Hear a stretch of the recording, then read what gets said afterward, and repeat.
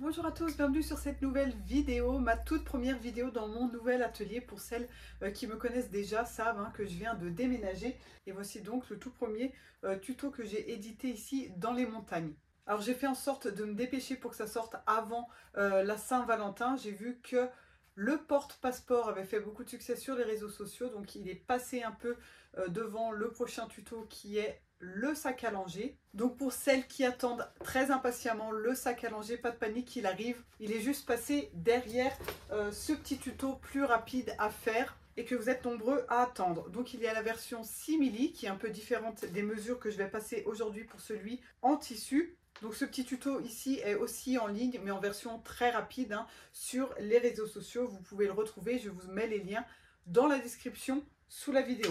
Donc dans tous les cas, le but était de pouvoir accueillir 2 passeports. Donc il n'y a rien d'obligatoire, mais ça m'a été demandé sur les réseaux sociaux. Donc vous verrez que ce soit pour celui en simili ou bien celui en tissu qu'on va faire aujourd'hui ensemble, vous avez la possibilité donc de glisser 2 passeports. Après, bien entendu, vous pouvez en mettre qu'un seul aussi. Profitez de cette poche pour ranger autre chose ou alors carrément l'enlever. Il suffit de ne pas mettre de rabat en fait de ce côté, c'est tout simple. Mais tout ça est expliqué dans la vidéo ensuite. Voilà, donc là, si jamais c'est pour un couple, on a double rabat pour les passeports. Super rapide du coup à enlever quand on doit passer aux douanes, etc. Il faut le sortir de sa pochette. On peut très bien même le mettre tout entier comme ça à l'intérieur, ça fonctionne aussi. Et je vous ai mis une petite poche ici, une petite poche zippée. Je me suis dit que c'était bien qu'elle ferme, voilà, surtout si on a un peu de monnaie au moment de passer aux boutiques ou alors pour mettre les cartes d'embarquement, etc. Maintenant elles sont toutes molles, elles sont plus en carton, donc ça rentre largement ici. Et aussi les petits autocollants pour récupérer les valises, voilà, comme ça vous avez tout sous la main avec les passeports. Ça ferme ici, alors ici j'ai mis une pression. Ici, j'avais mis en bouton aimanté pour la seule et bonne raison qu'avec 2 couches de simili ici, moi, mes pressions, elles ne tiennent pas.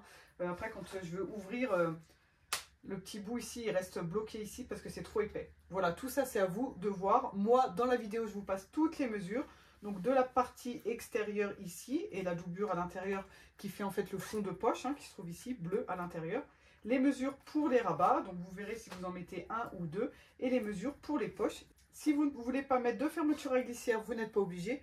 Il suffit de laisser une poche à droite, à gauche. Et là, vous laissez l'espace et vous pouvez passer la main à droite et à gauche. Il y aura du coup 2 poches plaquées de chaque côté. Pas de patron à télécharger cette fois. C'est vraiment juste des rectangles à tracer. Toutes les mesures sont écrites dans la vidéo. Donc je vous laisse prendre vos mesures sur vous et faire votre patron papier. Ou alors carrément tracer directement sur le tissu, couper au cutter rotatif avec la règle à patchwork. Là, ça va super vite et au moins vous aurez quelque chose de très précis. Allez, je ne m'attarde pas sur le sujet, on passe à la vidéo, c'est parti. Alors pour le tutoriel, je vais commencer avec la présentation de chaque pièce et vous allez devoir tracer donc vous-même vos rectangles. Donc c'est tout simple, il n'y a que 3 rectangles à tracer pour ce tutoriel.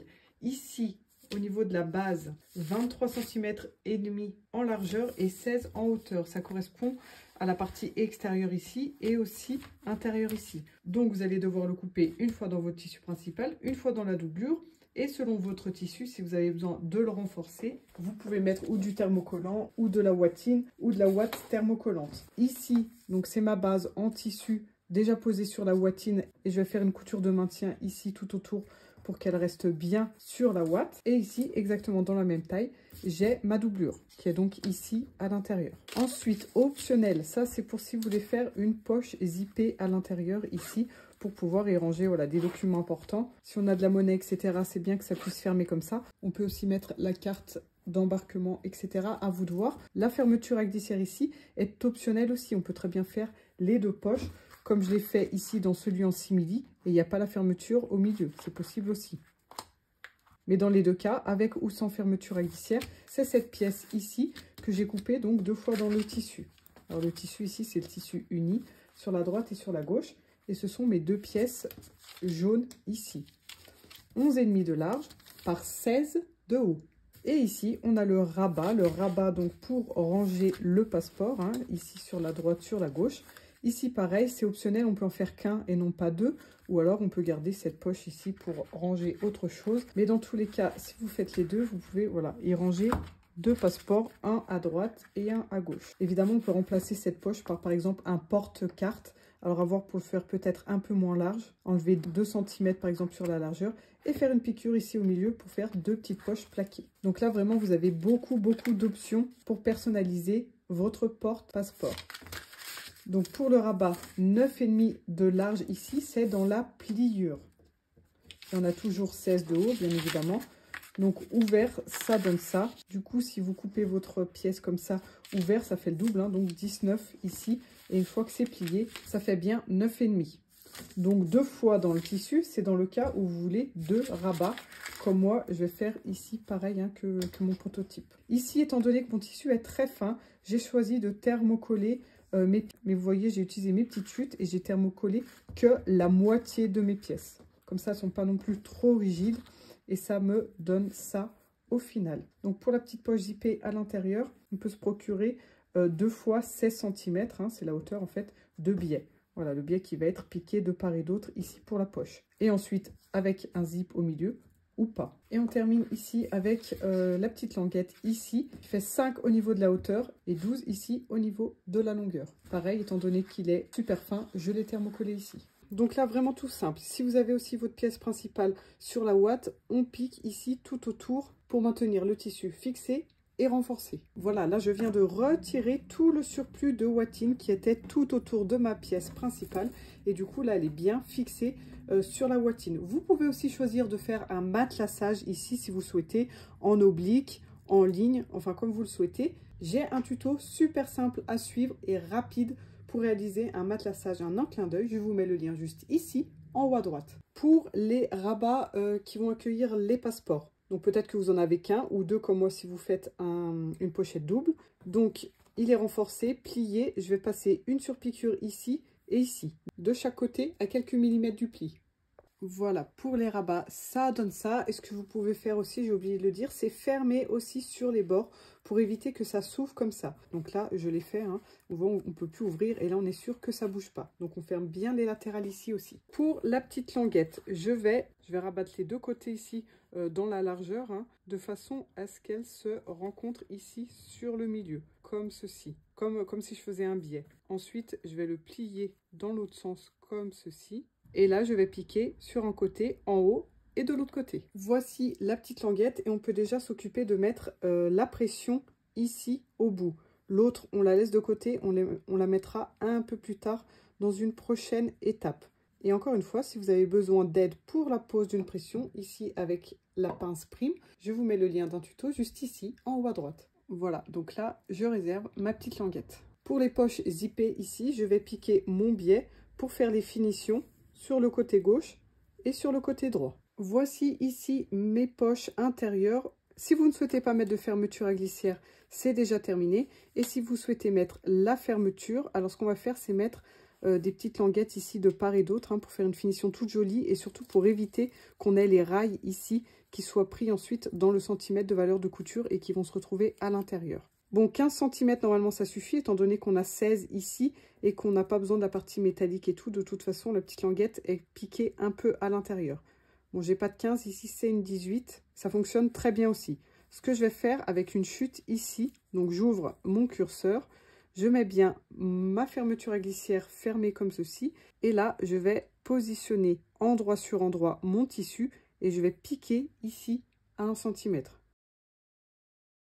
Je rabats ici et je fais une surpiqûre au niveau de la pliure. Je peux enlever tout ce qui dépasse ici. Et là, je vais couper à 2 cm de mon pli. Je reprends une bande ici de 3 cm. Ici, je vais positionner ma fermeture à glissière bien en face ici de mon tissu. Et en face, là où ça s'arrête, je vais couper la fermeture à glissière pour que ça fasse exactement la même taille. Maintenant, je prends mon petit bout ici et je le pique endroit sur endroit à 2 cm du bord. La piqûre doit se trouver à 2 cm. Étant donné que je pique ici 1 cm, le bord de mon tissu ici est sur le centimètre. Et je pique 1 cm plus loin. Je rabats, je surpique. J'enlève ici tout ce qui dépasse. Et je peux égaliser sur les côtés. Maintenant, je vais mettre mon pied de biche à fermeture à glissière ici. Et je vais pouvoir poser mes deux poches de part et d'autre de la fermeture à glissière ici. Voilà, pas besoin de se mettre endroit sur endroit et de retourner. Je vais juste chevaucher mon biais de part et d'autre des rails ici, sur la droite et sur la gauche. Comme ceci. Et donc là, je vais faire ma petite surpiqûre au niveau du pli près des rails, sur la droite et sur la gauche.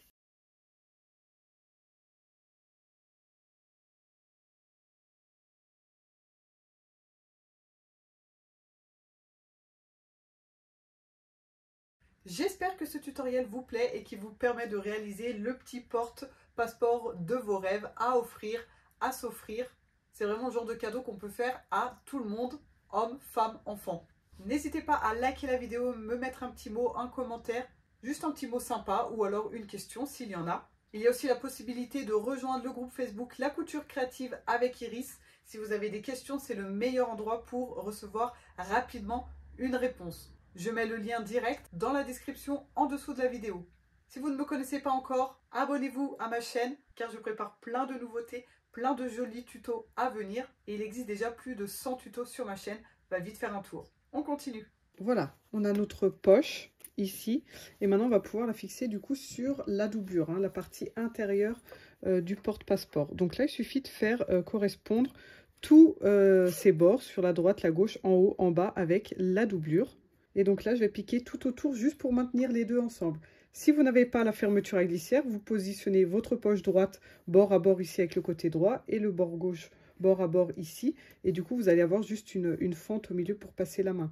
Donc n'hésitez pas, si elles sont trop rapprochées, à les pousser un peu vers la droite, vers la gauche et couper ensuite le surplus qui dépasse pour être sûr d'avoir quand même la place de passer la main sur la droite et sur la gauche. Ici, par exemple, sur la partie simili, on voit bien qu'il y a quand même un grand espace entre les deux, qui est un peu plus large qu'une simple fermeture à glissière. Voilà, donc là, du coup, on a bien une grande poche sur la droite, sur la gauche. C'est terminé à ce niveau-là. Maintenant, on va pouvoir mettre donc les rabats sur la gauche et sur la droite. Donc, on aurait pu économiser l'étape précédente ici, déjà positionner ces rabats et piquer tout autour ici et tout prendre en sandwich en une seule fois. Ça gagne une étape. Ou alors fixer comme je l'ai fait d'abord ici et venir fixer la deuxième partie ici. À vous de voir, mais dans tous les cas, il faut que ça soit vraiment très bien aligné sur le haut, le bas, la droite et la gauche. Donc, voilà, faites les choses bien et faites en sorte que tout corresponde bien sur les côtés. Donc là, pareil, je vais mettre des épingles ou des petits clips et je vais fixer ces parties ensemble. Alors, quand on fixe ces parties ensemble comme ça, on fait bien une piqûre tout au bord des pièces. Il ne faut surtout pas excéder 5 mm. L'idéal, c'est de piquer à 2-3 mm maximum pour être sûr qu'ensuite, ces coutures ne se voient pas une fois qu'on a tout assemblé et retourné le passeport. Donc là, vous devez voir, peut-être que vous avez qu'un rabat sur la droite. Ici, peut-être que vous aurez un porte-carte. Donc le porte-carte, peut-être le faire un peu plus petit. Et si vous faites un porte-carte séparé en deux ici, pensez bien à le fixer sur cette partie jaune ici avant de le fixer sur le fond de poche. Sinon, du coup, cette poche ici à l'intérieur sera séparée en deux parce qu'il y aura une piqûre qui traverse tout.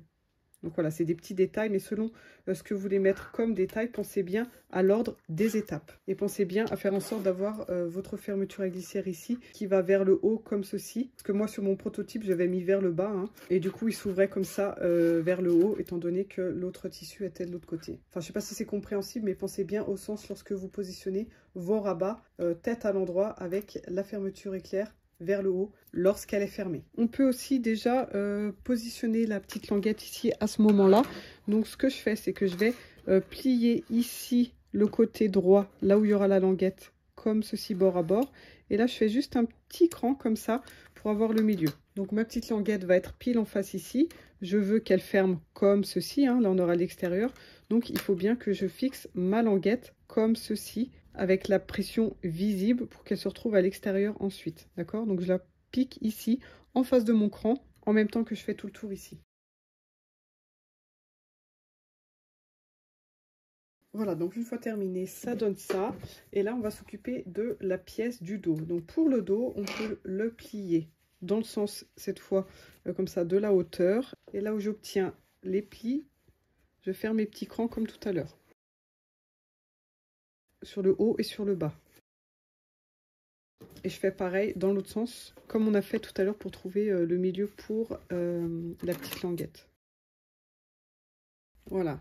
Et là, je vais faire donc une simulation pour trouver à quel endroit je vais mettre la pression sur l'extérieur. Donc si j'ai les passeports, je peux déjà les mettre comme s'ils étaient enfilés, juste pour avoir l'épaisseur.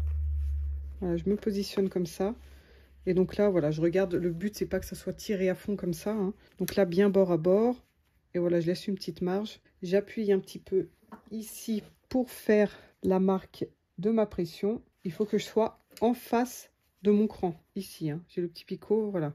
Là, j'avais le rond. Au milieu ici, je vais poser donc l'eau de pression avant de tout assembler la partie doublure et poche avec la partie extérieure. Voilà, je peux retirer tout ça. Ici, sur cette partie et seulement cette partie extérieure, je vais couper mes arrondis comme ceci. Voilà, pour que ça soit quand même plus joli. On peut très bien les laisser droits, hein. Si vous préférez des angles droits, vous pouvez laisser les angles droits. Ou alors tracer vos petites courbes, enfin couper directement sur le tissu les courbes. Et on le fait que sur la partie extérieure ici, et non pas sur la partie doublure et poche intérieure. Voilà, dernière chose qu'on peut faire ici. Alors à voir, hein, si vous voulez mettre une poche plaquée ici, pourquoi pas. Moi, je vais juste mettre ma petite étiquette ici en bas. Et on passe à l'assemblage avec la doublure et ça sera quasiment terminé. Voilà, donc j'ai l'étiquette, la pression, on a tout ici et on a tout ce qu'il faut ici aussi. Donc je vais mettre mes deux pièces endroit sur endroit, comme ceci. Donc là, normalement, on a nos petits crans qui doivent correspondre, hein. On se met bien bord à bord. Et sur le haut et le bas, normalement, les crans correspondent pile avec le milieu de la fermeture à glissière ici, dans la logique des choses. Et là, je vais piquer du côté tissu principal ici, étant donné que j'ai mes courbes toutes jolies ici. Comme ça, automatiquement, je vais avoir des courbes de l'autre côté, les mêmes. Et ensuite, je découperai tout ce qui dépasse ici sur les côtés. On laisse bien une ouverture pour retourner l'ouvrage. Alors, on peut la laisser ici, en bas, hein, ou alors sur les côtés, à vous de voir. Dans tous les cas, après, il va falloir refermer quand on retourne, ou à la main, ou alors en surpiquant tout autour. Mais n'oubliez pas de laisser environ 8 cm pour pouvoir retourner sans trop d'effort. Respectez les valeurs de couture parce que si vous avez tendance à prendre une marge de couture trop élevée, vous pourrez peut-être plus rentrer votre passeport ici ou alors de la difficulté pour le rentrer.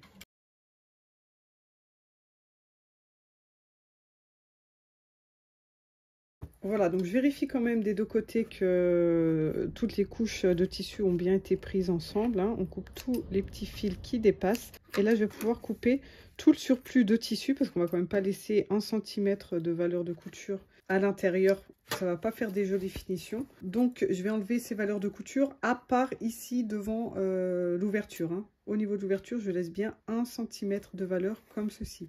Et là, je vais pouvoir dégarnir, donc enlever une bonne partie de toute la valeur de couture qu'il y a ici. On laisse environ 2 mm, 3 mm et on enlève tout le reste. Et du coup, on égalise, hein, le tissu du dessous ici qui avait des angles droits. On l'égalise avec les courbes ici.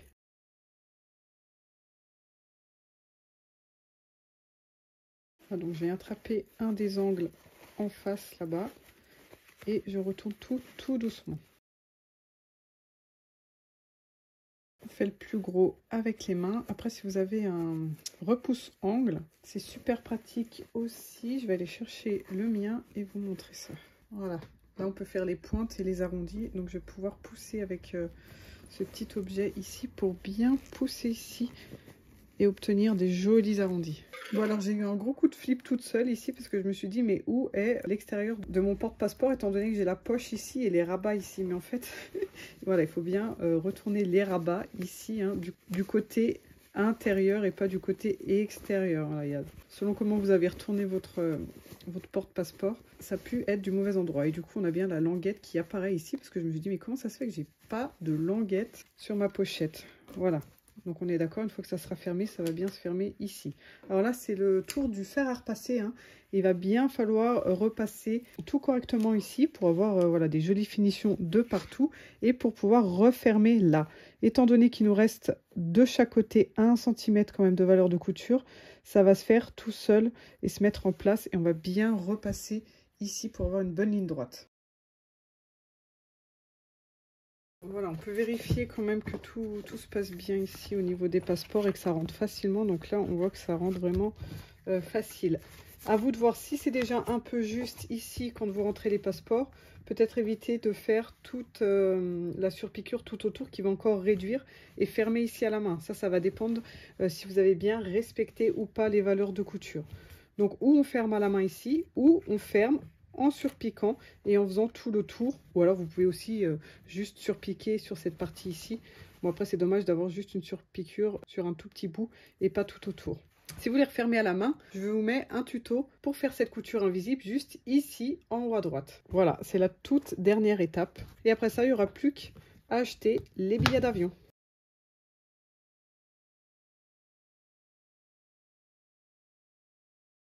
Voilà, donc là j'ai fait ma petite surpiqûre tout le long, tout le tour.